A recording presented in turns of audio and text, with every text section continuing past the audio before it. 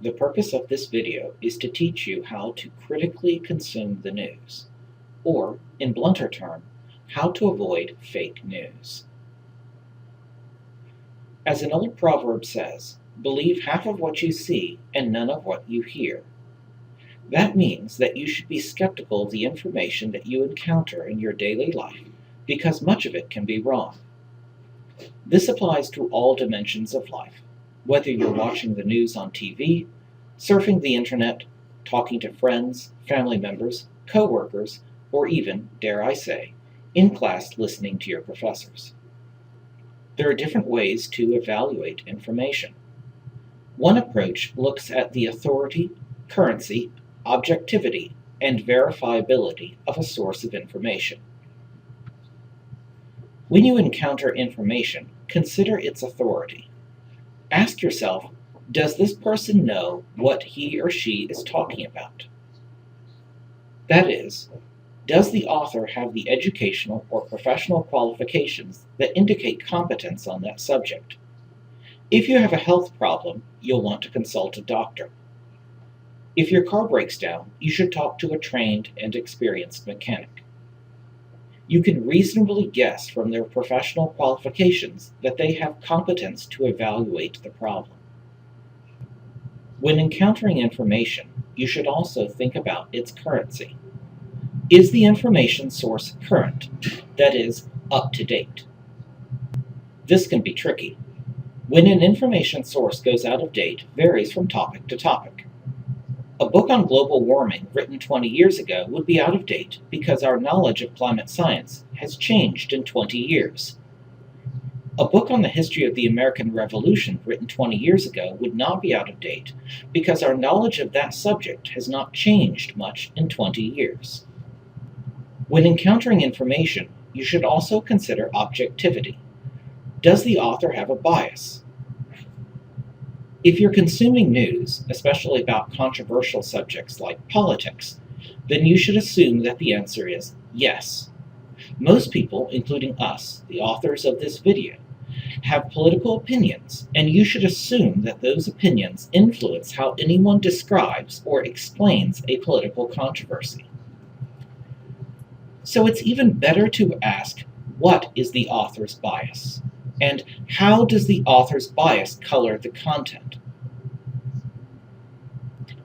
Finally, when encountering information, you should try to evaluate the author's claims. Does the author cite his or her sources? If not, then you have no easy way to verify his or her claims. Often, in news reports, you will see anonymous sources. For example, a reporter may say that an anonymous source within an organization provided relevant information.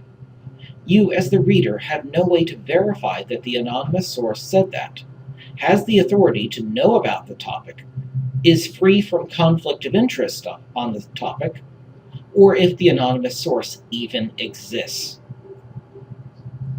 So you should be skeptical of any news report that relies upon an anonymous source. And unless a person is cited by name as the source of information, that's an anonymous source.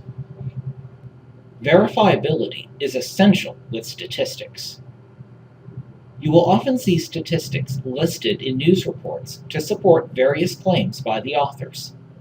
Keep in mind that it's possible to rig a statistical survey to produce any results that you want. All you have to do is choose the right data sets and manipulate them the right way. So when you encounter statistics, see if you can find the research methodology behind them. If you can't, then you have no reason to believe the statistics provided to you. As I've said, these are principles to keep in mind when evaluating information in general. Let's now focus on using them to address fake news.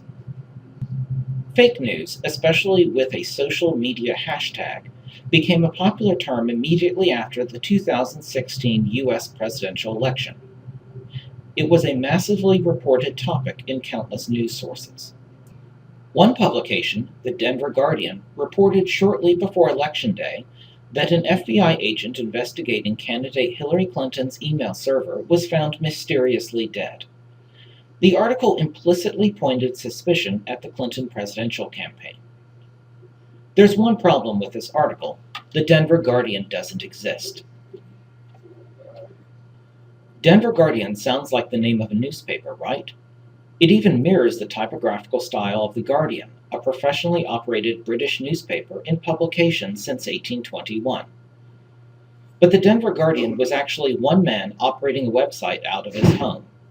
He fabricated news stories. He didn't report. He just made stuff up. But people saw the Denver Guardian, assumed that it was a real professional journalistic operation, and accepted these news stories as true.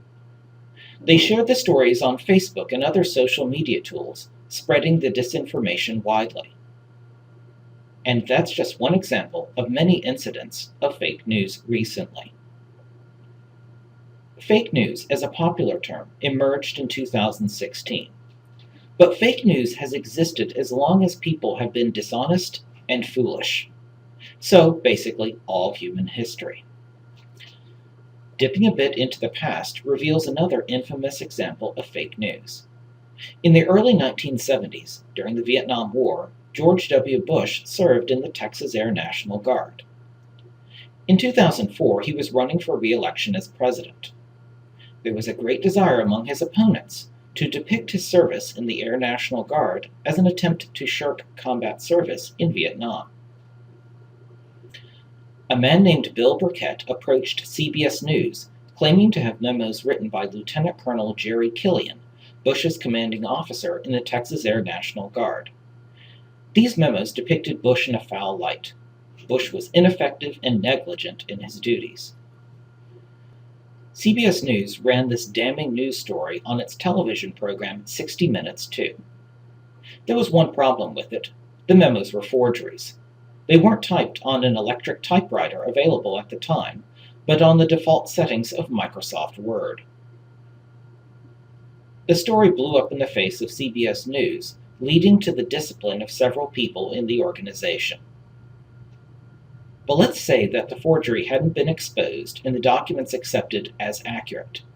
They could have flipped the outcome of the 2004 presidential election. There are people who say that the result of the 2016 presidential election can be attributed to fake news. So what is at stake when you find fake news? Possibly the health of our republic. So practically speaking, how can you avoid fake news? First, as previously said, assume bias. Assume that every news source has an agenda to push. Consider how that bias is influencing the reporting. Second, read media from opposing political perspectives. If you only read news sources that agree with your political opinions, then you're setting yourself up to be deceived. By bridging the ideological divide, you'll often see two different sides to a news story, if not two completely different stories. Third, fact-checking websites try to verify the claims of prominent political leaders. They dig into facts and try to find out who is telling the truth and who isn't. Again, like everyone else, fact-checkers have biases, so consult fact-checking sites across the ideological divide. Fourth, if you encounter an outrageous news story, see if you can verify the author's claims in any other news source. An astonishing news event won't be covered in just a news website that you've never heard of 30 seconds ago, but also in major news organizations such as CNN and Fox News.